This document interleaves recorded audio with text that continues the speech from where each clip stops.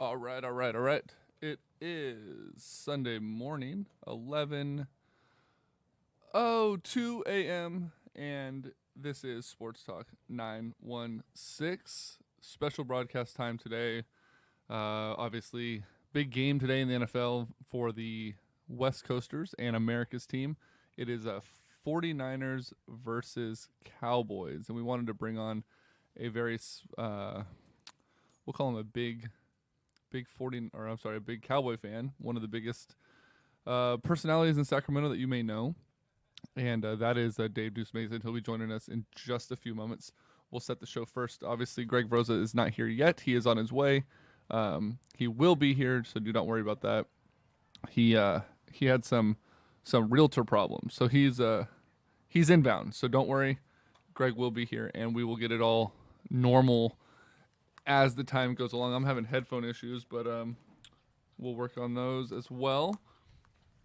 But it will not be a problem. We will make it work. So I want to thank you guys for joining us on Mixlr Live, and we also are on Facebook Live as well. I want to give a big ups to Facebook for finally working in a live video option from your computer. You can actually hear and do Facebook Live recordings from the computer now. You no longer have to use a mobile device, so we don't have to run a third party or run a third camera, which is awesome. And there will be no complaints from us on that. So a big show today. We're going to talk, I said, with Dave Deuce Mason about the 49ers versus Cowboys game. We're going to talk about the possibility of a rivalry reborn. CJ Beathard era starts today in San Francisco. So we'll look into that a little bit, and we'll talk about the new look Kings. Their season's open. San Francisco Giants are making a lot of moves in the front of the coaching staff, and the World Series is set. So we're going to talk about that as well. So we should be hearing from Deuce here in just a moment. He'll be calling in, and we'll get it all started up. But look forward to the show today. Thank you for everyone who is on live with us right now on Facebook and on Mixlr, and obviously you'll be able to hear this later on the podcast on iTunes, Podbean, Google Play, and on Mixlr Live. So Barn Bomb, what's up? 11 new time or just a weekly special? Mike, we're doing it just this week for the fact that it's 49ers versus Cowboys. Hold on, I'm going to try to rig this up here for just a second. I don't know why my headphones aren't working right. But we'll see if we can make this. See if we can make this work. They keep popping in and out, and it's kind of annoying.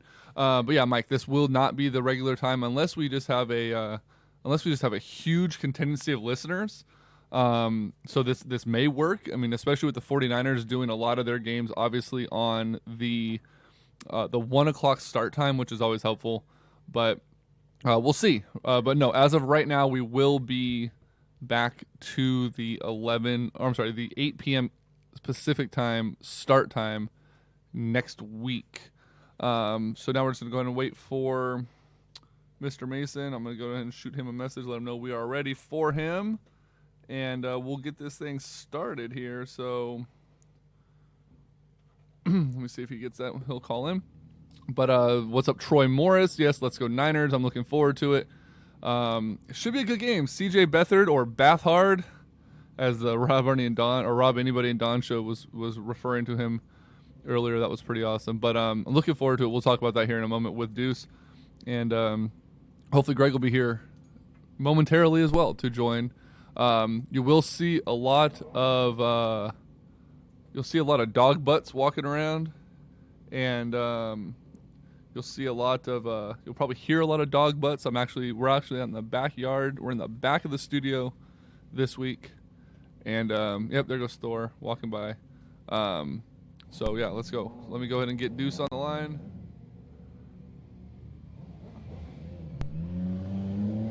You'll hear motorcycles going by. Hello. So as promised, we were joined by the Beacon, Kings executive producer, podcast extraordinaire. I don't know however many honorary member of the Shield, according to Sacramento Kings Facebook Snapchat the other night. Dave Deuce Mason. Dave, what is up? Hey, man, how's it going? I mean, I feel like you missed a couple of things, just the king of multimedia. I mean, it goes on and on, but you know what? You did an okay job there. Yeah, I mean, at this point, you're gonna need like a robe that has an. Yeah, I mean, it's tough, when when you're a TV star, you've been on a radio. I mean, I don't know. It's just everything, right? Yep, you've got your hand in every little cookie jar out there. But you do have one knock against you, and that's you are a big Dallas Cowboys fan, and that's why we have you on today. Because really, I mean, for us 49er fans, there's only one game on the schedule that we really look forward to, and that is the renewed rivalry or the possibility of a renewed rivalry with the Dallas Cowboys, and that takes place in Santa Clara today. So we know how bad the 49ers are. I mean, it's obvious. Everyone knows about it. What is your take early on your guys, on America's team, on the Dallas Cowboys coming into today's game? Well, I mean, I think they have major issues in the secondary. One, like they can't get any interceptions, and they're allowing a lot of touchdowns. And I mean, the Niners are not good, but at least they're competitive. They've been in games, and Dallas has had games where they've looked lost at times, and they can't stop anybody. And the other problem is Zeke Elliott's not who he was last year, and I don't know what is that about. Is that the fact that he's an immature guy who is going through some stuff right now because of being suspended, not being suspended, going back and forth, but they're clearly not the same team. And, they set up everything through the run last year, which made life a lot easier on Dak, and they're not able to do that. I actually think the Niners have a good shot today. I mean, the Cowboys, coming off a bye week, Zeke will be playing. They got Sean Lee back, which will help a little bit. But the Cowboys struggle stopping the run, too. Their defense just isn't very good. And, Beathard's getting his first start in this game. They're at home. It's going to be, kind of fired up atmosphere because, like you mentioned, that rivalry, 49ers Cowboys, Dwight Clark being on it. So I think it'd be a good game for the Niners. Yeah, and then you mentioned Zeke not knowing, whether it's because he's an idiot or because he's he's just immature or if he's distracted because every week it seems he doesn't know if he has a suspension coming or going or what. I mean, there's a hot take from Bruce Bochy on this whole thing. I say he's an idiot. Which is one of the best Bruce Bochy takes ever, which I'm sure you can pull off because you're also the master of impersonations. But I mean, do you think that the Loomis suspension and all the legal stuff going on with that has something to do with Zeke, or is it just that the offensive line isn't as good and teams figured out that they're going to be a run first team and he has to adapt? Well, I'm sure. I think it's a mix of both. I mean, the thing with Zeke, man, there is a maturity thing. I'm not going to ignore the fact that he's had major issues. You can't deny that. And obviously it's gotten in the way a little bit. I just think this year, I mean, as a Cowboys fan, it's been hard to root for the team, number one, because Jerry Jones and his stance on what's going down with the anthem and how he's just brought a new light to it. Hey, he's just tired. It's really hard to root for a team that will sign Greg Hardy after Greg Hardy serves, a suspension for throwing a woman on a pile of guns and beat the hell out of her. But he's saying guys who kneel for the anthem will not play. Well, and he brought in a guy like Rolando McClain. I mean, he has a track. Rolando McClain was brought in after all of his off the field troubles. Oh, I mean, he has a track record. So many. I mean, you can list 100 players, go on and on. And I mean, luckily for the Cowboys, they had the bye week last week because I was curious to see what the players were going to do. Were the players? If I'm the Cowboys, all the team kneel. Let's see. All right, Jerry, you going to sit us all? What are you going to do? Right. I just thought that was kind of lame. Yeah. And to me, it's a little. It's address this in the offseason. Let them do it now because you don't need more distraction. Your team was penciled in to be one of the front runners, if not the front runner for their division. They're playing, poor to mediocre, at times good, and then you throw these distractions in. It's do you want your guys to focus on football, or do you want them to focus on everything else that's going on right now? Exactly. It's really the last thing this team needs is Jerry Jones pulling that stuff, especially when the team wasn't even talking about it at that point. Then he brings some new light to it. And then you got the Zeke thing. It's just been a really distracting season, and that's where the Cowboys are at right now. Absolutely. And then, their division is pretty much still it's still out there for them. I mean, Washington is a coin flip, basically from being good to bad. Yeah. And they have the whole Kirk Cousins thing, I think, still distracting them. He's saying all the right things, but I truly don't believe he wants to be in Washington after next year. The Eagles, I mean, they're playing great football at times too, but they have the opportunity to still be the Eagles and flounder. I mean, I think the biggest surprise of the NFL is the Giants. They're not good. So the Cowboys are right there in the mix. It's kind of is it safe to say that coming in now into week 7 that their season at least for the division could hinge on a game against the 0-6 49ers? Is this a trap game for the Cowboys? I don't know if it's a trap game. I mean, I think you would have to be ignorant to ignore the fact that the Niners have been in every single game. I mean, what was the stat to the first team in NFL history to lose 5 games in a row by 3 points or less? Yes, I mean, they're competitive. Like, they may not be good, but, like Beathard gave us some new life last week. I mean, I don't know what he is. He's a rookie quarterback who's going to make his first NFL start. He's going to feel some nerves being at home. But there's also that energy, right? Like, the fact is Brian Hoyer was awful. Like, just flat out awful. I thought he was going to be much better under Shanahan. I just thought he was a good stopgap quarterback to see if they can get to the bridge for the next guy. I don't think they wanted to be playing C.J. Beathard this early, but it's like at some point you got to figure it out. You got to start something else. So I'm not going to call it a trap game for the Cowboys. I mean, they're a team that needs to get a win. You had a bye week. You're rested. You should be ready to go. And, should the Cowboys be favored in this game? Yes, but the Niners are going to be competitive, and they have a shot here. Again, a Cowboys team that can't stop the run, and their secondary is not good. That's not a good thing. Yeah, it's really not. And it's, as a 49er fan, obviously, I mean, you look back at the rich history. You have the catch, and Dwight Clark's being honored today. You had all those great battles between Aikman and Young. You had T.O. standing on the star and then going back. There's such a good rivalry. I've said it a lot of times that the Niners-Cowboys are really the true rivalry for the 49ers. The Raiders are more of a geographical rivalry. I don't see them as a football rivalry. It's more of a fan rivalry. I'm excited to see if there could be something, renewed here. See if there's a way that we can get that to start coming back. I don't know that Beathard is the right one to do that, as the quarterback of the 49ers, to bring some excitement to the matchup. But wouldn't it be nice to see this game just go down to the end and it just be one of those ones that they can look at and go, this is probably one of the best 49er Cowboy games in recent memory, and kind of have those talks about them meaning something again when they're on the schedule together. Yeah, I was at the Cowboys-Niners game in San Francisco. I believe it was 2011. It was that first year of Jim Harbaugh, and the Cowboys ended up winning that game in overtime, and it was a great game. And Week 2, I remember that game. Who would have known that would have been the season that the Niners would be a damn good team and they'd be on the rise. But I mean, you got to have both teams being good again to get that rivalry going. But the hope is with the Niners that they maybe CJ is something, and then all of a sudden you do have a quarterback for the future. On defense, they're getting Reuben Foster back, and that guy's a stud. I mean, if he can stay healthy, and that's the big question with him. He's had some issues last year, and of course he's been nicked up the last few weeks since week 1. That guy provides so much energy, and he's starting today. So this is like a big, a significant moment for the 49ers. Like, all right, you got a fresh new quarterback in there starting for the first time. You got Reuben Foster, who's going to be the guy leading the defense. Yep. Like, Navarro Bowman's not there anymore. It's going to be Reuben Foster. And I think he can do it. He's a freak, and he gives that team so much energy. That's what I saw. Like, right when he started playing, not only in preseason, but in that week 1, he brought a little life.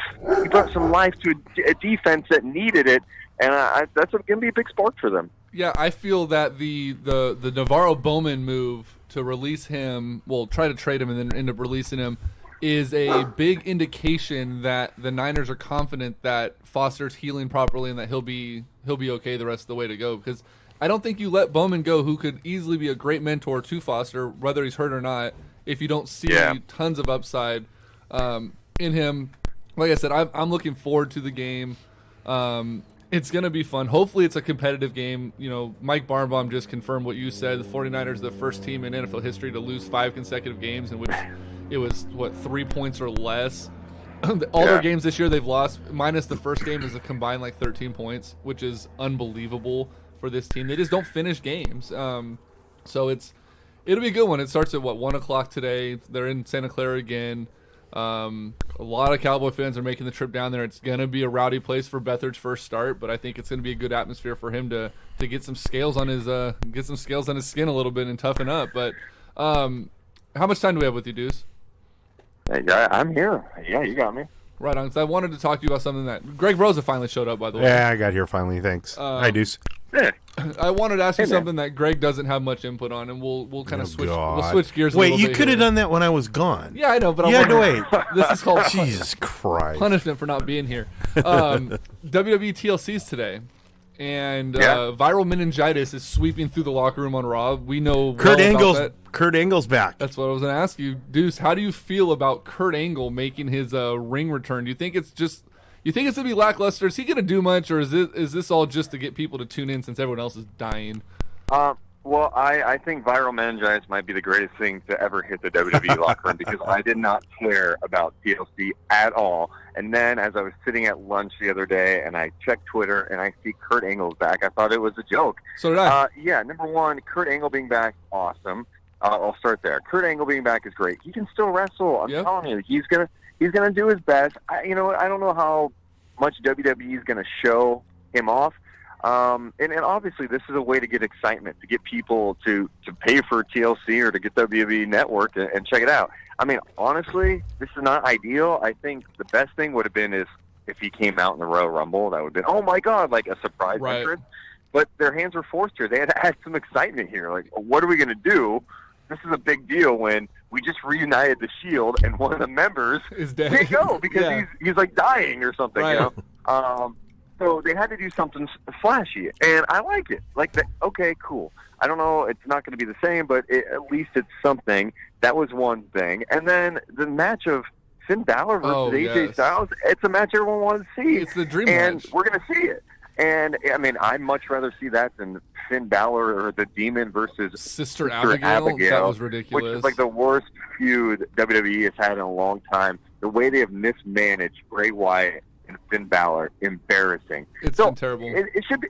They upgraded a little bit. So, yeah, I'm excited to see it. And I think all things considered, they handled everything pretty well. Yeah, and then I think that Jason Jordan, Kurt Angle's son, is probably going to end up being member 4 of that team. I don't think it'll be 5-on-3 with Angle. That's a little cheesy. I don't like it. Or he'll come out and save him somehow or something. That's cheesy? Yeah, Greg's not much of a wrestling fan. Cheesy. It's a worse storyline. That storyline is pretty bad, too. Like, oh, Jason Jordan, Kurt Angle's son. What? No. Yeah, but so the thing I'm hoping for is that Angle shows enough in the ring that gets people excited and gets chatter going about him making a return, and the original plans for Angle coming back in the Hall of Fame and whatnot, him versus Triple H at WrestleMania gets put into place. Hopefully his body responds, hopefully the crowd responds well, and then they get their hands forced again, because due to the viral meningitis, the fact that they pulled AJ Styles from SmackDown Live for this one-time event versus Finn Balor, SmackDown right now is doing live shows in Chile, and they're going crazy over there, and they pulled AJ from the main events. So Triple H is actually fighting tonight in Chile for the main event there. So that could be some foreshadowing that both these guys are trying to hopefully tune themselves up, maybe for a WrestleMania run, maybe for a Rumble run like you were saying. Hopefully it happens. I know the Shield thing was supposed to be one and done tonight. Obviously, it's going to probably prolong it a little bit now once Reigns gets back and he's healthy.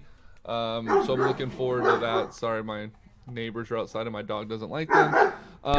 But it's it'll, like you said, I had 100% zero interest in TLC until that information came up. Hey, me too. But there's that. One last thing, Deuce, before we let you go. You've talked Kings ad nauseum.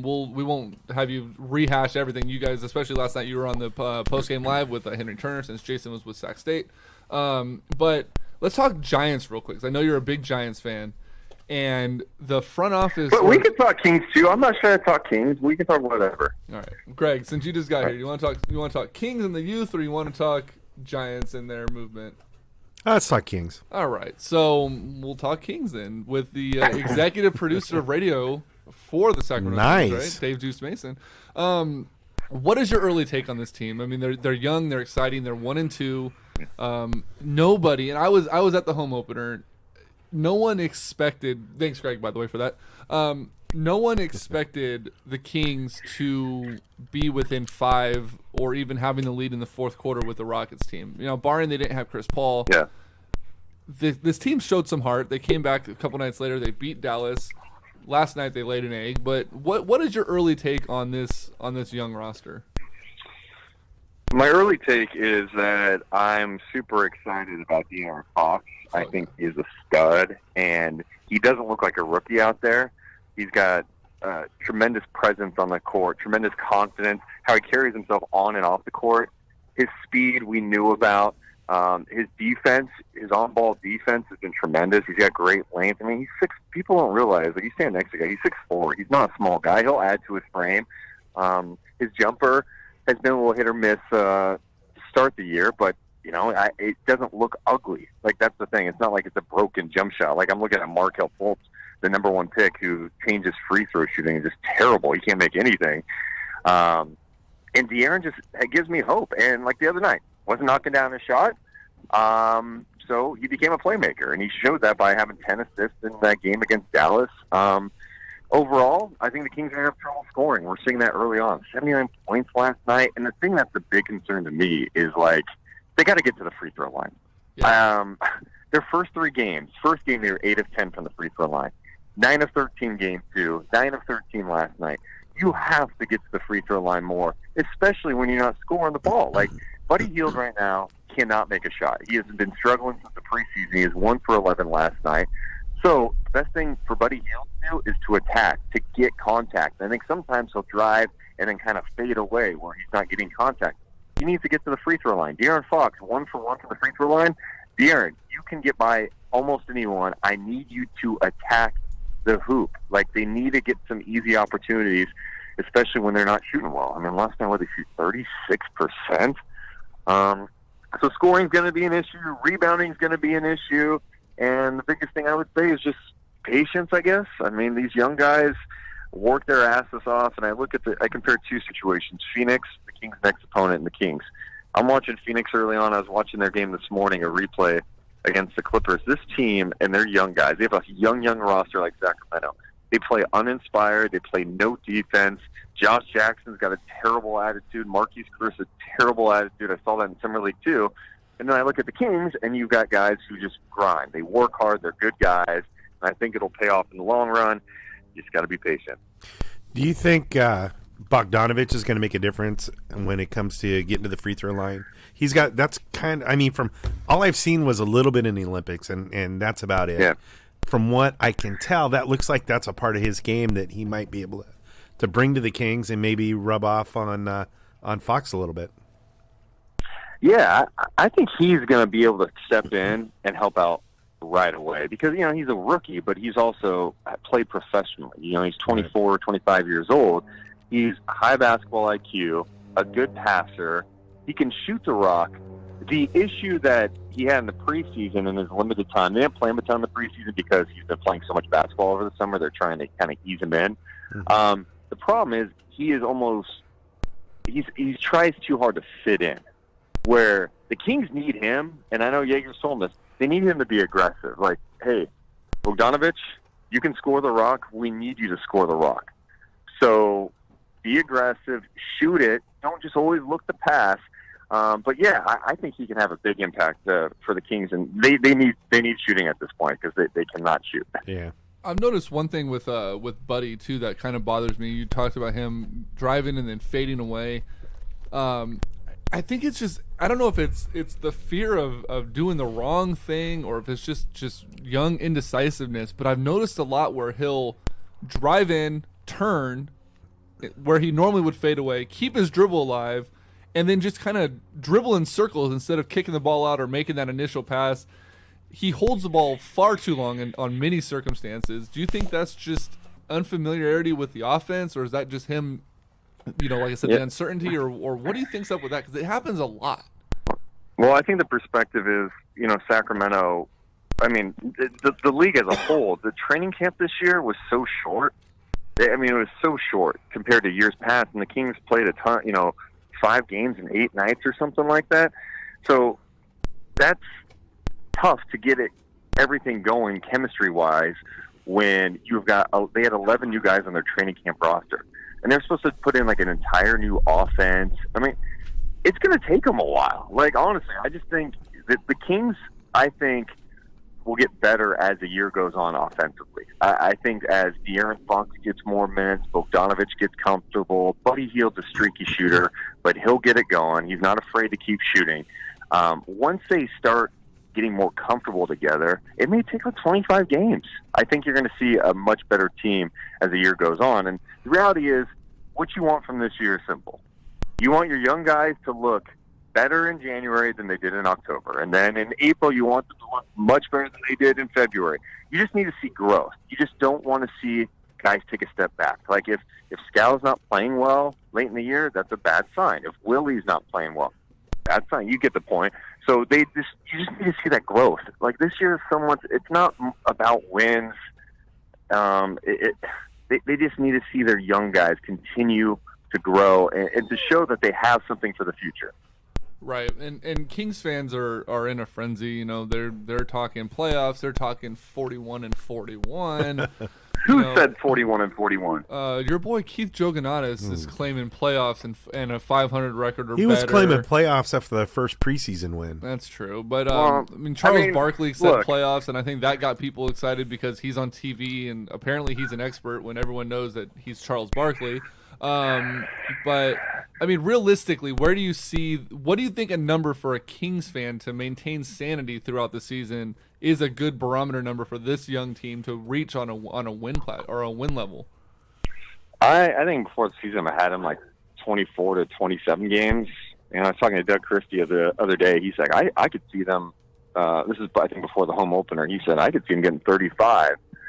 I think that's really high. That'd be great. But I'm not going to get bogged down if they only have 25 wins this year. The reality is they've got a ton of rookies. They have a ton of second-year guys. They're not supposed to be good. Like, they're not supposed to win a ton of games. And you got to learn a lot. The talent level you could see, you see those glimpses. We saw it with Frank Mason in the preseason. You see it with De'Aaron Fox, not only in the preseason but now in the regular season. You see it with Scal. His jumper's looking nice.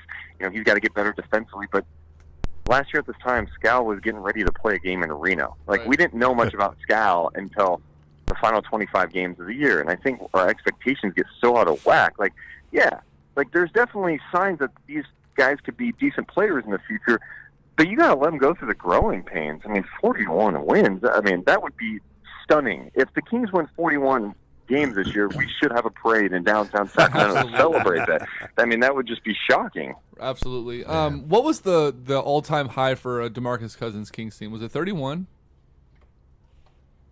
35? 33, I think. 33 games? Sounds right. So if 35 happens, the first full year that DeMarcus Cousins is not in Sacramento, I think that would be a win, just to silence everyone that swears DeMarcus is coming back after next year. It's all part of Vlade's plan was to get young pieces and then bring DeMarcus back and this and that. DeMarcus Cousins is only coming back to Sacramento maybe twice a year, and that depends on if he's on an Eastern or Western Conference team. Yeah. He will not be a King. He just listed his house in Granite Bay for $5.3 million. Didn't list it with me, bastard. Right? So, he's not going to Sacramento. That ship has sailed. Like, he is not going to be playing with the Kings. That would be one of the more shocking things. What do you think about the rumors? What do you think about the rumors of him going to Cleveland? Well, it's interesting when you think, Cleveland's got that pick, but it's such a gamble because, DeMarcus Cousins will be a free agent after this year, right? Right. LeBron's a free agent after this year. Isaiah, I guess if you think that, like, you're going to get DeMarcus and it's going to guarantee that you win a championship and that could keep not only Cousins but LeBron there and Isaiah, then I guess you do it. But yeah, but I don't have to guarantee. The one thing with DeMarcus, obviously his talent level he's one of the most talented players in the game. There's no doubt about it. But I'm watching him the other night against Golden State. He had 35, but he had some garbage points down the stretch. And just uninspired. His team cut the lead to like 10 with 6 minutes to go, and they were just down 17, and he's just slumping his shoulders, not running back on defense.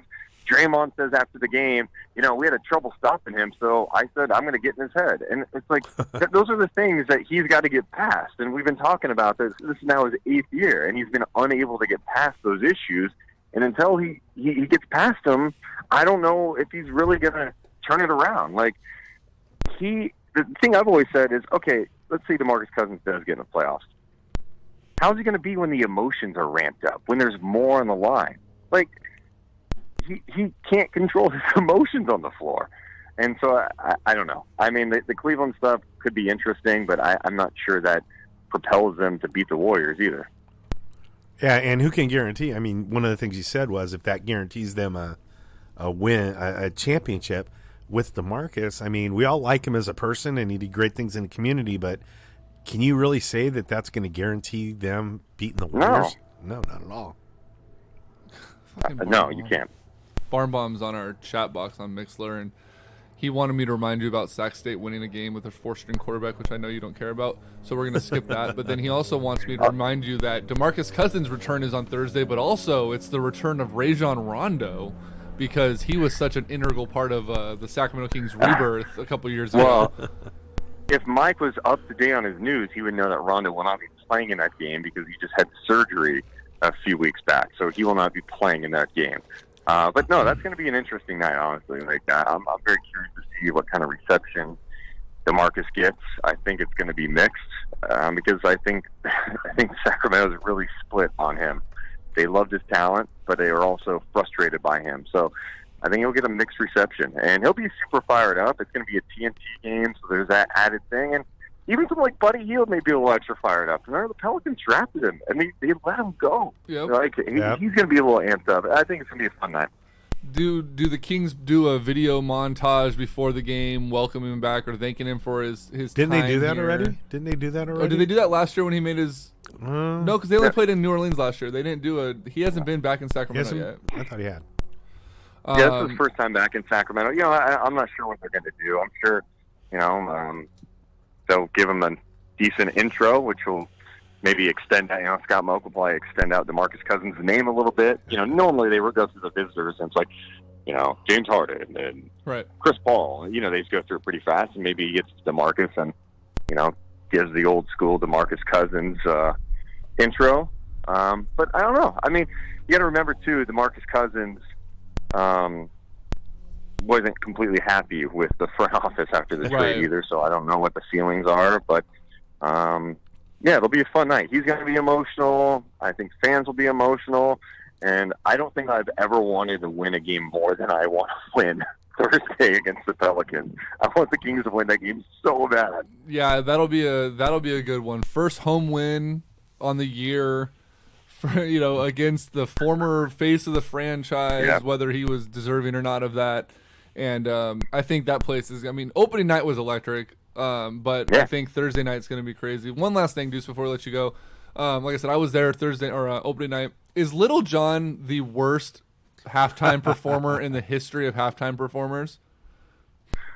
I was in the middle of a halftime show at the time, so I didn't really get to hear. But I mean, Little John isn't he kind of what he is? He just kind of gets on the mic and says his lines. I mean, his 3 words. Yeah, he's more about getting people amped up. Yeah, but I was not I don't think anyone's confused him with like Eminem. Right. No, but he was off key. He literally has 3 words he needs to say. Yeah, what, and okay.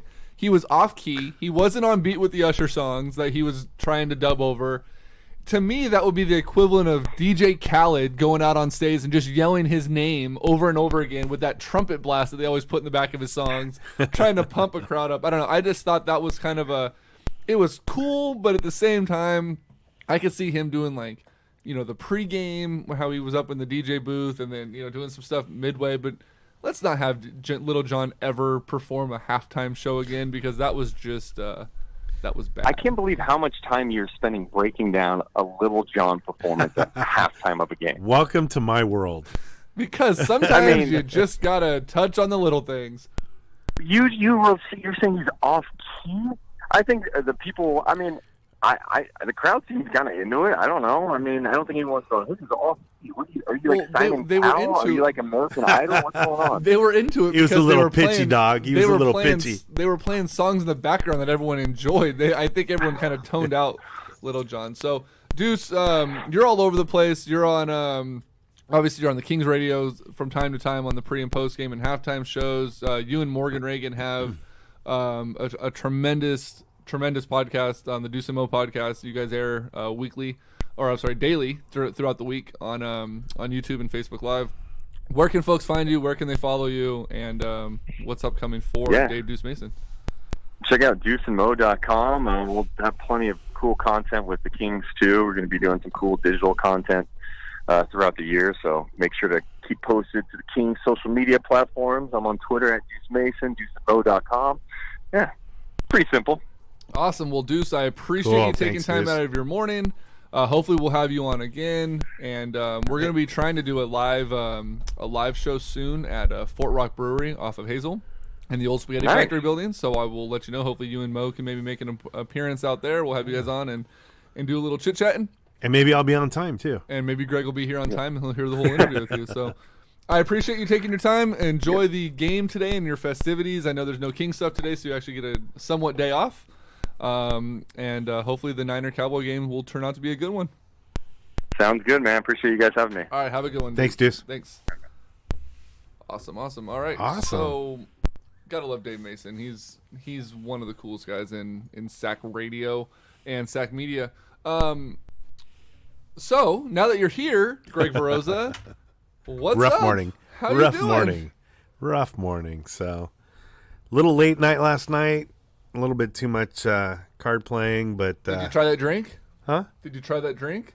All I could do, we didn't have any grenadine, so I had Diet Mountain Dew and Captain Morgan. It wasn't too bad. Captain Morgan Dark? No. The white? Yeah. Okay, I was gonna say that. Whew, that's a risky combination. Well, it was. Actually, it was kind of the in between. It was the gold. Okay. And so it was. I think I forgot to mix it up the first time, so I got a little. You just sat on top. I got a little Diet Mountain Dew infused Captain Morgan the first couple of sips.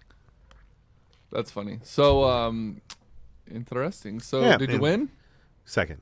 Nice. Yeah. So sweet. nice all evenings. Sports Talk's got some new equipment coming in. Yeah. Not gonna happen. No. So we touched on the Kings a little bit. Let's go ahead and talk a little bit more about this. I'm taking this from Keith Joganas. We missed him, or we mentioned him a little bit ago, but he put this up on his Facebook page or on the Sac Throne page, and I wanted to kind of get your take on this.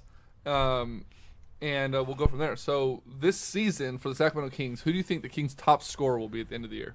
Oh, geez.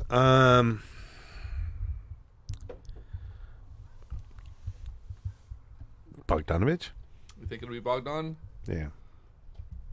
You know, I'm thinking it's going to end up being Scal.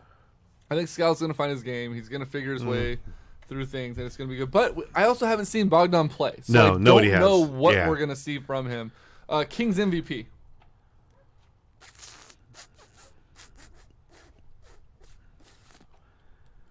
Boy, that's a tough one. Fox? You think Fox? I think Vince Carter is going to end up being the MVP. I think it's going to be more of a leadership. And I'm not talking, fully just stats. I'm talking just the MVP of the Kings team. Yeah, I think Fox is going to get some attention in terms of he's definitely getting defensive attention, but he's so fast, nobody can guard him. He's unguardable. He is very fast. And he's gaining some national attention. I heard his name mentioned 3 or 4 times this week on a couple of different shows as being somebody to watch out for and somebody people are excited about. So I think it's probably going to be Fox. All right. So in the West and the East, it's pretty much already penciled in again. It's going to be Cavaliers versus Warriors in the finals. See, I don't know about that. I'm not sure. So hold that thought then. So who, in your opinion, has the best opportunity to upset or unseat one of those? And the reason why I say that is the Cavaliers, if LeBron goes down, they're toast. Right. They don't have enough. But if Golden State if Steph goes down, they have Clay and they have Durant. If Durant goes down, they have Steph and Clay and Draymond. the Warriors have a lot more wiggle room to battle off injury than the Cavaliers do. But barring, circumstance, who in the East and who in the West do you think has the best shot at being that number one seed or representing their division or conference in the finals? Well, I think, to me, Golden State's penciled in. I mean, I think that's, like you said, if one of those guys goes down, what was that? Good. TJ has an interesting take on that. If one of those guys goes down, they're going to be fine. What happens, though, if two of them go down? I think they're still fine. I think that's going to be an issue. Which two? Is it Steph and Durant that go down? Because if that's the case, then they're toast. But if it's... I think if it's... you know what? I think if it's Draymond and anybody, they're in trouble. If Draymond goes down in the playoffs, I think... In the regular season, they'll be fine. Yeah. But if he goes down in the playoffs, then they're in trouble big time. Right. Especially if they make it to the finals versus the Cavaliers.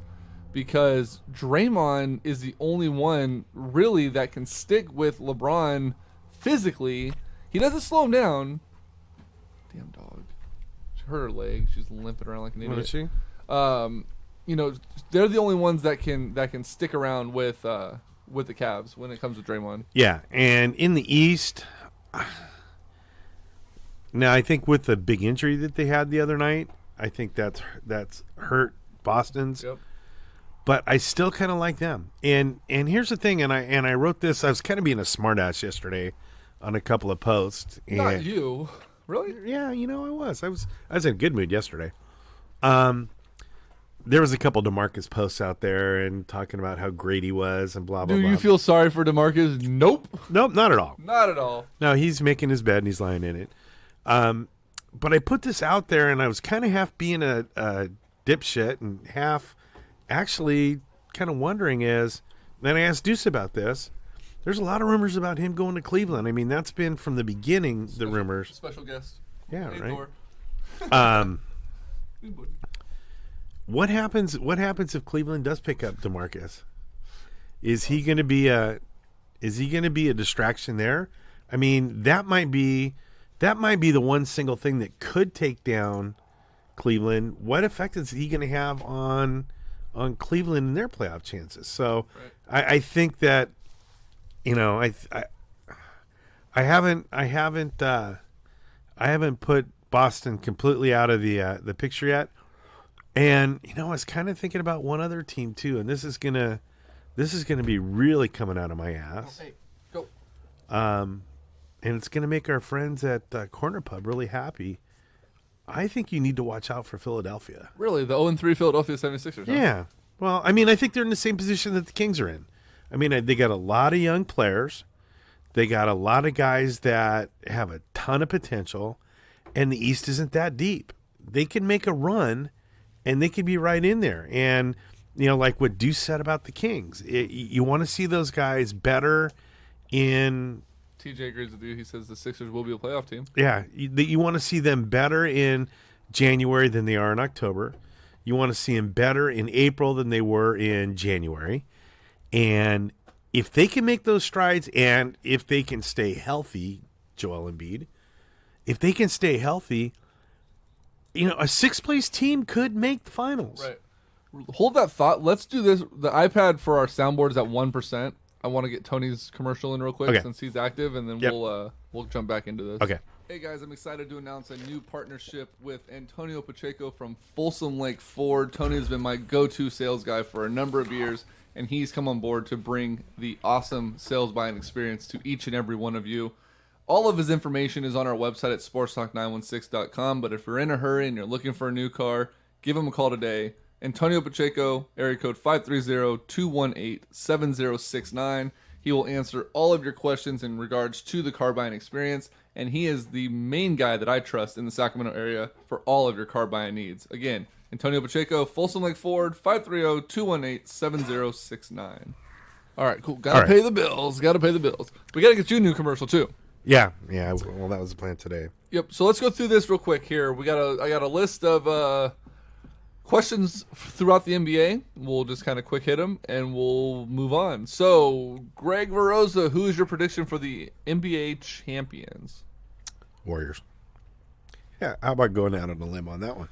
Yeah, so do I, though. Who's your finals? Who represents the finals? I'm going to say it's going to be Boston and Golden State. I'm not a Cleveland fan. I'm with TJ. I think it's going to be the Washington Wizards and the Golden State Warriors.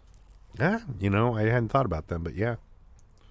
Western Conference Final. Who's it going to be? Obviously, if you have Golden State in the championship, then you have Golden State in the finals. But who do they play? I'm going to say Houston. So do I. Again, I don't like the makeup of that team. I'm not a Carmelo fan. I think he's a little bit more positive version of DeMarcus Cousins. Carmelo's not on the Houston team. No, I'm talking about. I was talking about Oklahoma City. Oh, okay. I was talking about Oklahoma City. Why I don't like them. Gotcha. What Eastern Conference Final? I have Washington and Cleveland. Who do you have with Boston? I'm gonna go Cleveland. That'd be a good one. NBA MVP.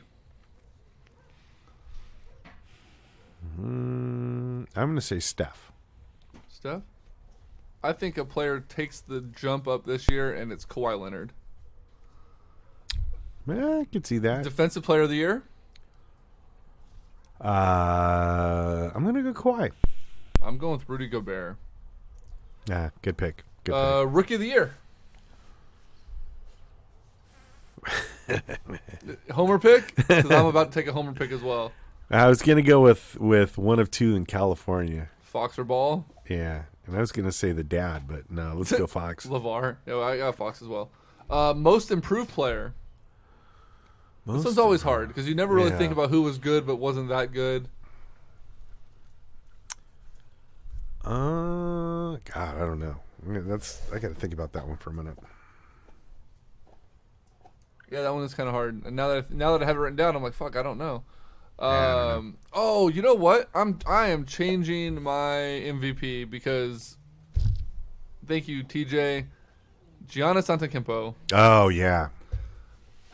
That was who I was thinking of. I couldn't remember, and I was like, "Who the hell am I?" Yep, there it is. Yeah, the Greek freak. The Greek freak. I still think it's going to be Steph if he can stay healthy.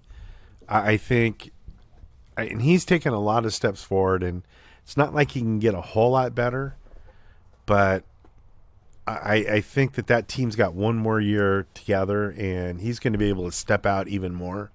I think he's going to have just a killer year. Coach of the Year.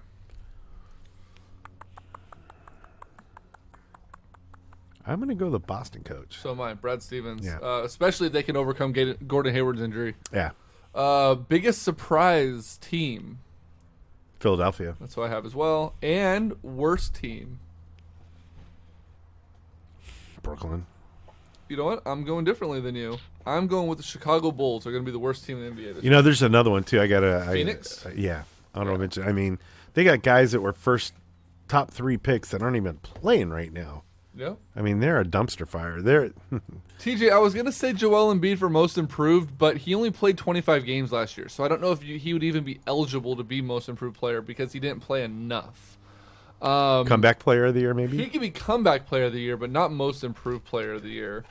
So there we go. So let's see. Deuce and I talked Cowboys 49ers. You were here for a little bit of that. We covered the NBA. We covered the Kings. Let me throw one more thing out at you. What's up? And this is kind of mixing both of those together. Okay. And I was going to ask Deuce, but I think it was probably something better. I'm out of beer, by the way. It's 11 o'clock in the morning. It's going to be a long day. Going to a tamale making party. Really? Yeah. Hook a brother up. I'll bring you some. If I get to take some home, I'll bring you some. I'm still waiting for the mystery Oreos. Oh, those are all gone. Sheena ate them all. So what was the flavor? Fruity Pebbles. Was it really? On a brown cookie instead of the white cookie. They were amazing. Do you see any similarities, anything that looks the same between the Niners and the Kings in terms of building a team? Hold on. Barn Bomb, there's no such thing as a must-win game 5 games into the NBA season. So we're not going to come. As a must-win? The Kings have to beat Phoenix. It's a must-win. For what? Yeah, there's no must-win. Hey, Mike, I got news for you. There are no must-wins for the Kings this year. Nope. There are, except for beating DeMarcus Cousins on Thursday. and you know what? And I think beating the Lakers as much as they can too. But other than that, there's no must wins. Their job is to get better. What are you doing? I'm trying to bring my mic closer so I don't have to lean in so far, and my stand is so unbalanced, it's unfucking believable. Anyways, continue. 49ers and Kings. 49ers and Kings. I mean, they're both rebuilding the right way with a new culture. I mean, do you see those similarities? Do you see that Yes. there's some stuff and that, you know, they're probably close to being on the same timeline too? Yeah. I definitely do. It's nice to see them both with a direction finally. I think that's the biggest thing, is that the 49ers have a direction. The Kings finally have a direction. It's just going to be a matter of how long it takes to get there. I think the 49ers will end up being a better team quicker than the Kings, simply for the fact that they only have to be better than 3 teams, not 8 teams. Right. Or 6 teams that don't make the playoffs or whatever it is in the NBA. But I also think that they just have a better chance right now, I think, with the fact that the NBA has the lottery still. I mean, if the Kings are bad and they have a chance to be the number 1 overall pick because of how bad they are, then they move up quicker. But obviously with the lottery, they could fall back to 3, they could fall back to 4, whatever it is. The NFL, the Niners, if they go winless, we know that they're 1, 2, 3 no matter what, depending Right. on what the Browns do. So, but I think the Kings have more pieces in place right now than the Niners do. And I know it's that also a much smaller right. pie that they could take pieces out the of. The one thing, and this is really what kind of triggered this. I was listening to the 49er pregame show this morning on my way over since I was late. They've already did the pregame show? Yeah, it's 1:00 start. Oh, okay. This is like the pregame show. Right, like Thursday's pregame show? Yeah. And they played an interview that they had with Jed York the other day on the Tolbert show. Okay. And it was actually a pretty good thing. It is a pretty good interview because he admitted to being a dumbass? Yeah, he did, actually. He did. He admitted to being a dumbass. He said that he didn't even say might. He said that the hire of Tom Sula, the hire of Kelly, the dealing with Harbaugh was a mistake, and he blew it. And you know, it's the first time anybody's taken any responsibility for anything. It's the first time I actually liked Jed York. Well, I liked him when he first started, but he kind of went downhill after that. So it was nice to see somebody actually taking responsibility for what's going on and saying, okay, we need to start over. And he also didn't really say it, but he kind of hinted at it, that he trusted somebody that... Yes, they are, Mike. They're always fucking rebuilding. Sorry. TJ said the A's are always rebuilding, and Mike said not necessarily. Yes, they are. Yeah, they are. He talked about how he put all his faith in Balky, and Balky's whoops, and Balky's his take on things was, look, I'm drafting good players. I'm drafting players that can play.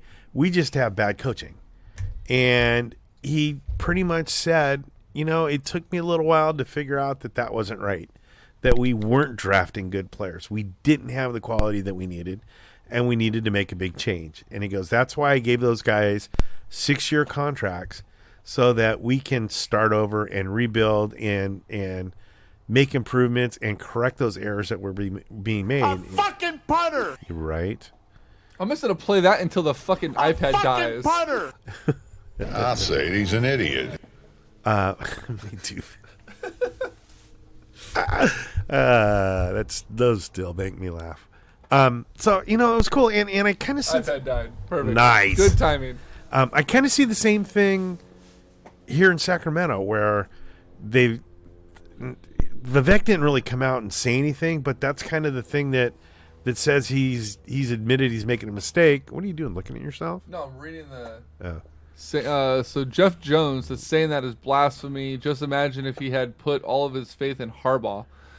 Man, I wish... Saying what? Wait. Saying I don't know what is blasphemy? I don't know what was blasphemy, but the fact that I would love...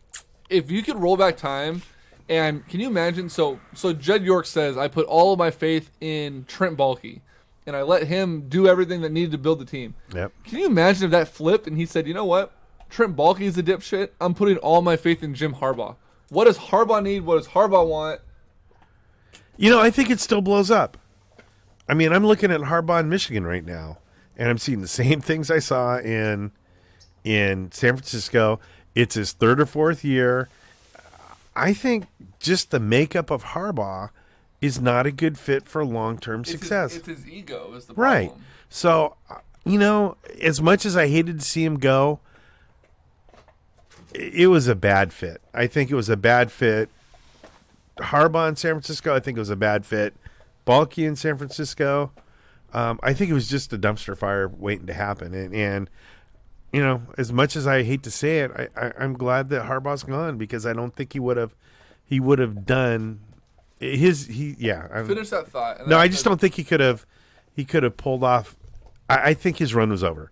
I think he shot his wad. Mike, a stadium does not talk about a dumpster fire. A stadium does not justify if a rebuild is happening or not. So TJ says they're always rebuilding. He says not necessarily. TJ says, actually they are. What else would you call trading players away continuously? They're a Major League AAA team. And then Mike's retort to that is, the new stadium at Peralta section of downtown Oakland will prove to critical observers wrong.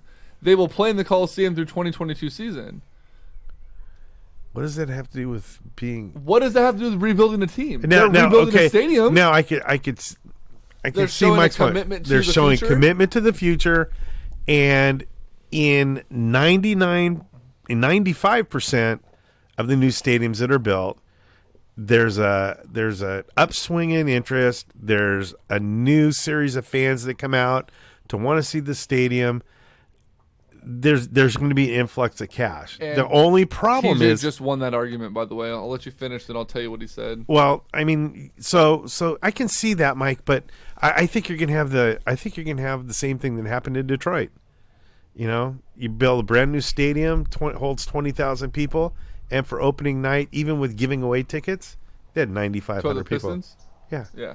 TJ wins by saying the only thing that will prove me wrong is when they sign someone to a long-term deal, something that they'll never do. Yeah. And then Jeff Jones commented, saying that you like York even just for a second is blasphemy. Okay, I'll give you that one. No, I don't think so. I think so. In recent years, well, the last 3 or 4 years, but you have to admit he admitted his mistake. Yep. Have you heard him say anything this year? He's not getting in the way. He's letting the team that he put in place do what he put him in place to do. And by the team, you mean Lynch and Shanahan. He's letting them do their thing. You don't see he's not a focal point of the organization right now. Right. Where in the past it's been him. So yeah, you know what? He fucked up. He admitted it, and I'm not going to write the guy off because it's it's our team and I want to see him do good. So I want to see the guy, I'll give him another shot. Right. All right, let's talk baseball, and we're going to wrap this up. These chairs are not easy to sit in. No, they're not. I'm kind of waiting to try to get out of them. I'm ADD like a motherfucker. These are hard. Baseball. So the San Francisco Giants, 98 losses this year. Obviously, we knew something was coming. Reports have been coming out that Chili Davis interviewed for the hitting position or hitting coach job, which obviously would be a great upgrade from Bam Bam Mullins. Shit, you and I are a greater upgrade. That's true. I still think that Barry Bonds should get a shot at that position, just to interview for it at least, just to kind of remove more of that stigma around him in the NFL or in the NBA. Talk. Have another beer. Yeah, no shit. In Major League Baseball, but the Giants made more moves. Dave Righetti is out as pitching coach. He's been reassigned as an assistant to the general manager. Henry Bam Bam Mullins is out as hitting coach. Was he? Is he? Yeah, he's out. He's been reassigned to another position. When did that happen? Yesterday. I didn't hear Mark that. Gardner is out as bullpens coach. See, that one bugs me. He's moved to another position. Ron Wotus gone as bench coach. That's moved tough. to another position as well. The only coach. The fuck? Oh, those are collapsible legs apparently. Oh, that's kind of cool. I don't know if it was by... Nope. Not by design. Not by design. Broke the chair. All right. $5 chair from Dick's Sporting Goods. Thanks, Troy. You got what you paid for, huh? Yeah, no shit. All right, we're going to sit like that for a little bit. Only coach left from the coaching staff right now is Bruce Bochy. Is Phil Nevin gone? Nevin interviewed yesterday for the Philly job. manager job, which I think he deserves. I love this show, watching from the Netherlands. Thanks for the good talk. Go 49ers. Thanks, Jeff. Oh, wow. Hey, Jeff. Look at that. We're back to being international. Right. We have the Bahamas. Now we have the Netherlands. Jeff, be sure to follow us, man. And tune in more often. Normally we're on later. That's probably why you won't be able to see it. But I kind of like this early. I do too. We might have to make this a normal thing. I do too. And you know what? I kind of like being outside too, like in a day like today. Even if it was like raining. Yeah, this is cool. Nice I like this. So this may be a new setup. We'll have an off-show meeting. Thank you again, Jeff. Which means we'll ask Sheena where she wants us to do the show. And... No, it has nothing to do with that.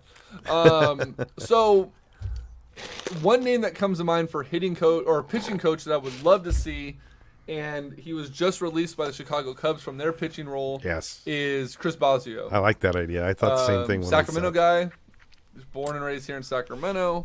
Hell of a pitching coach. He could come here, and then that could open up the question for a big free agent pitcher that's going to be hitting the market, and that is Jake Arrieta. I know you don't like the move. You don't want to throw $200 million at a guy who's 31 years old. Yeah, thanks, James. I like that. James Hines had a great take on that. But if Samardzija leaves, if Cueto does opt out, why not throw your money? That's different. That's different than what I was talking about.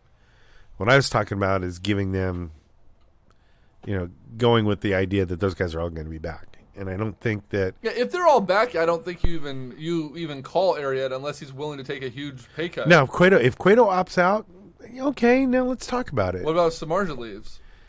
I don't think Samardzija's he's not the 1, 2, or 3 pitcher. And I think you have to... Who's our 3? Block. You put Block over Samardzija? Yeah. I don't know about that one. They're at least tied. They're okay. I'll at give least you, tied. I'll They're give at least you one tied. and the same. I like Samardzija because he just eats up innings. And he's gonna keep you in the game. But I don't. Fort Rock Brewery, Mike. It's in the old Spaghetti Factory building. Those are the guys that we're going to be trying to work on doing a live show from. And we're just waiting on our sponsorship with Tony Pacheco to finalize so that we can go get some more equipment to do a live show to where basically we could set up just like this as we are here in the backyard inside the brewery, but then pump the audio from the mixer not only into Facebook Live, but also out through a speaker system so that you folks can hear it in the audience without having to have your phones on. Right. That's the ultimate goal. Once we have that in place, then we're going to go ahead and approach Fort Rock, and we're going to try to set up a live show. They've already told me yes. They are excited with the opportunity. They were asking about us. Damn it, hold on. That chair's over with. Okay, so breaking news. You can go get a chair. No, I'm good. I can carry the show for 30 seconds. We're good. I'm good.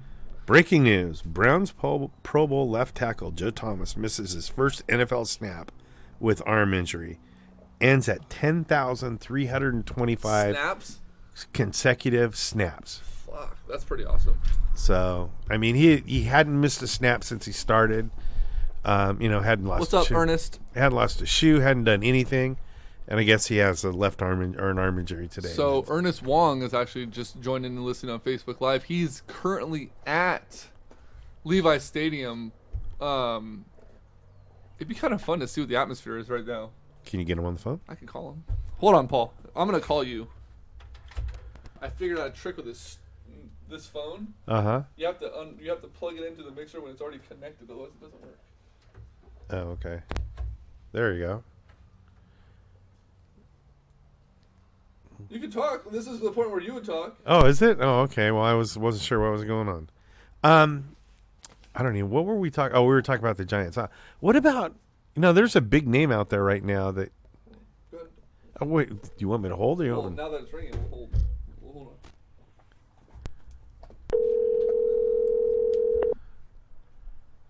Drunk on the train to Levi. Let's go Cowboys. All right, let's talk to him real quick. Hello. What's up, Paul? Drunk on the train on the way to the game, huh? We gotta get ready for this game. Going to Dallas West Stadium. Right, pretty Dallas much. West. So you're live on us right now with Facebook Live. You're a big Cowboy fan, obviously. You always make the trip down to Levi's or to the Coliseum whenever you can when your boys are in town. What's your thoughts on the game? I mean, the Cowboys aren't playing great football. What is this? Is this a must win? Is this a bounce back game for the boys coming off a bye? He must be in a transfer tube. Everywhere else in the country, other than here, they're expecting the Cowboys to win. And I've been in it every other game, and this is basically their Super Bowl. This is their biggest game of the year. Sorry to say, for United fans. Talking 49ers. No, for sure. I mean, it's a home game against the Cowboys. Beathard's making his first ever start. Like you said, they've been in every single game since week 1. As a Cowboy fan, are you at all worried that this Niner team could catch the boys sleeping and pull out a first win today? I really am. I mean, I said it. I mean, this is like a trap game. We're not. I'm expecting my guys to come out after the bye full swing. We got Zeke back there from the suspension, still on hold. But I could see them saying it's an 0-5 team. They're not going to come out full strength. 0-6. Don't give us more credit than credit's due. We're 0-6. Oh, my bad. You got that. But yeah, I mean, I see it as a trap game, but I'm hoping for them to come out. Zeke's going to go off, hopefully. You know what? If the Niners are going to lose, I hope that it's because Zeke goes off, because I do have him on a couple of my fantasy teams. Actually, if you remember last year, the first game that Zeke actually had a breakout game, it was against the Niners. So right, in Dallas, yep. So we had Dave Mason on earlier, and we were talking about the Niners-Cowboys rivalry and how I feel that it's really the only true rivalry that the 49ers have historically. I think the Raiders rivalry is geographical and built on by the fans, not necessarily built on by football. How good would it be to finally have a back-and-forth close game where the fans are actually engaged, and it kind of brings back those memories of the Aikman Young days and T.O. standing on the star and Dwight Clark's catch, which Dwight Clark's going to be honored today at the game, which is going to be kind of a nostalgic thing. How good would it be to see this rivalry reborn? I don't think C.J. Beathard necessarily is the guy that can do it. I hope he is, but just to see a competitive game where people look back and go, you know what, that game in 2017 was exciting. How exciting would that be if that happens today? I'm hoping for that to happen. I've been a Cowboy fan since I was 6 years old now, and it's the rivalry's wild. Like when you're in Sacramento, a Niner or a Cowboy, it's crazy. There's a lot of Cowboy fans in Sacramento, and watching the rivalry from the Mud Bowls at Candlestick. Remember, it was like every year they're in NFC Championship games against each other. That was baseball back then. I wish that comes back. Today, I hope it lead on us, and then we came back. Got a little quiet in that stadium later, but I'm hoping for a good game today. We got to do something that we're going to keep up with our division. Absolutely, yeah. I think if the Cowboys lose today, I think the division's pretty much a long shot, but if they win, they're right in the mix. So, Paul, you have fun today. You be safe. I know you're going to have a couple of cold ones. Enjoy the game. I hope it's a good one. And I'm going to say it, go Niners, but I'm hoping for a good game, and you have yourself a good time out there. Carmichael Days words. I'm having my 44 ounces. That's right. Double fist them. Well, no, you can't double fist them. You got to have one finger in the air. So have your 44, have your 40 ounces, and you have your fun. Yeah, you guys have a good one. Go Cowboy. All right, buddy. We'll talk to you later. Passionate fan, to say the least. We'll give Paul that. Unfortunately, his connection wasn't the best. It sounded like he was talking from underwater. He's on the train, so I'm sure it doesn't maintain very good cell phone connection there. But Paul's very passionate, whether it be the Kings, the Cowboys, the Republic. You'll pretty much see Paul Wong anywhere in the area. So real quick, getting back to the Giants. Yep. There's a name out there that has a ton of experience as a coach. ton of experience as a manager, ton of experience as a Giant. What do you think about bringing Dusty Baker back as a bench coach? As like in the Ron Wotus role? Yeah.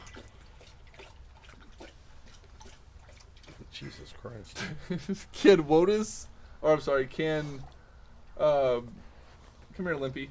Can Bochy and him coexist? Hey, Why not? The other dog made it. Go lay down. Hurt your foot. Stop being stupid. Stop walking around. What'd she do? I don't know. We were gone, and we came home, and she's limping. There's water over there, dog. You were just drinking it. What's up, Art? That role may be beneath him, I think. Yeah, and TJ, I agree with that. I just don't think that he'll take a bench role. There's going to be plenty of managers that are going to get fired in the winter meetings that he'll have a position. And well, I should say plenty that'll get fired, but now if there's a team that's on the fringe of hiring or firing their manager, now that Dusty Baker's available, should he not just come out and say, you know what, I'm done, I'm retiring?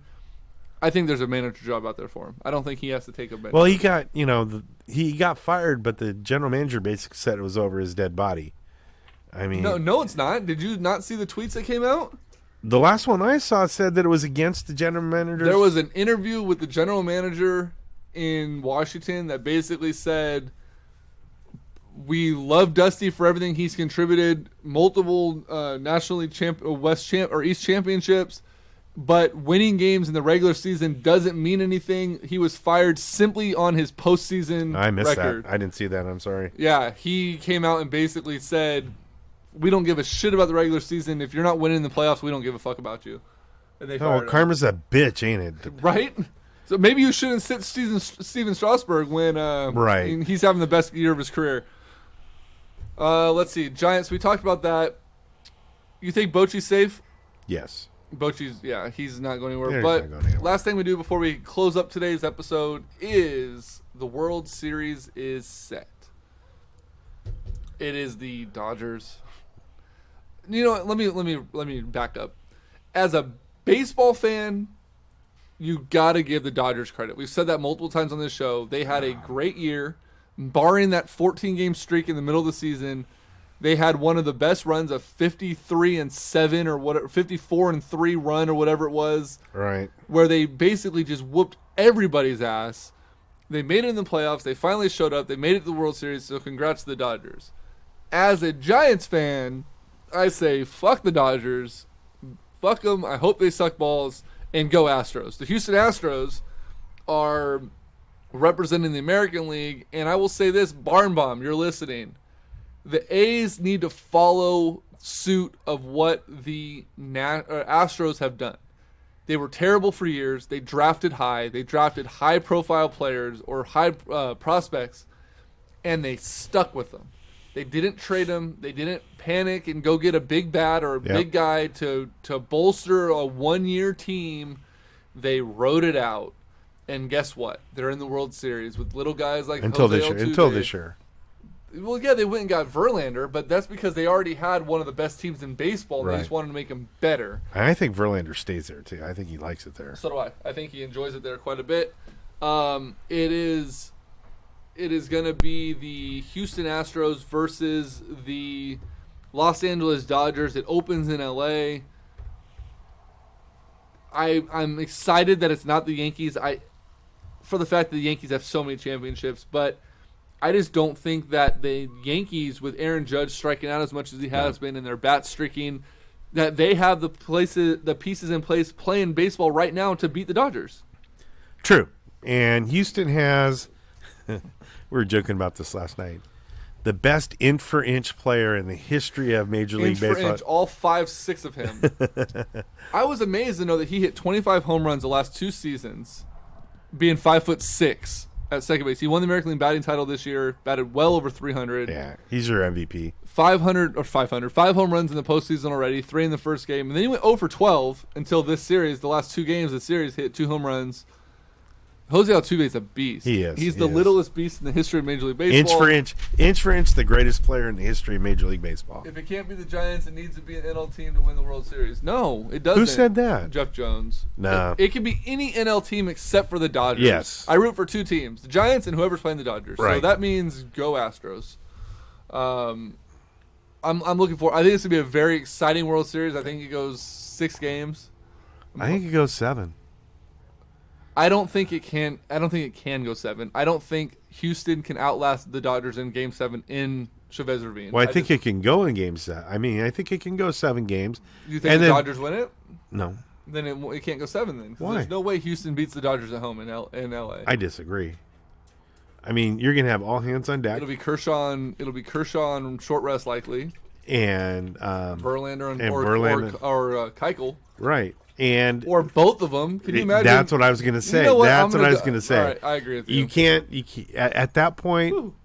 As long as they didn't pitch in Game 6, and as long as they have a little bit of a break, you have both of those arms available, and one of those guys is very capable of pulling a Bumgarner. Yeah. And so that's why I think they can go 7 and beat LA. I agree with you on that. I didn't even think about the fact that you can combat as many pitchers as you want in those games. I'm looking forward to it. I think it's going to be a really good World Series. The only way it would be better if it was the Giants. But it starts up, I believe, tomorrow night. Is it tomorrow night or Tuesday? Tuesday night. Tuesday.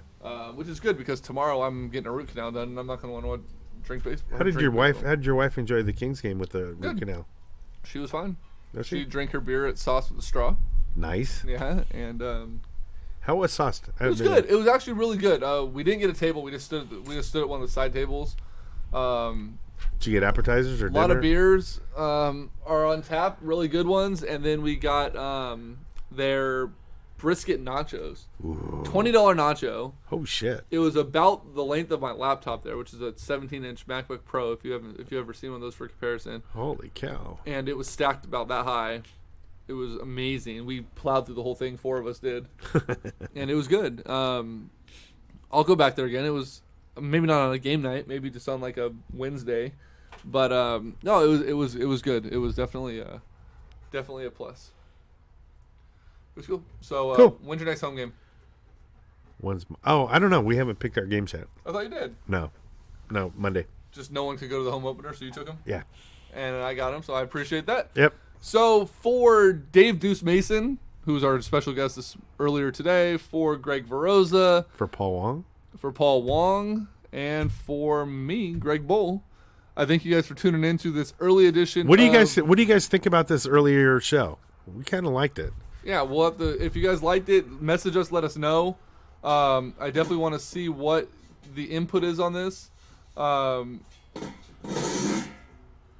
And we'll see what happens. So see if his dogs continue to like it. Well, the dogs don't really have a say in it, but they enjoy being outside, so they're always going to enjoy it. But we'll discuss it. This may be the new thing going forward. So like I said, for Deuce, for Paul, for me, and for Greg Veroza. Good afternoon, Larry. We'll see you guys next week. Bye. Later.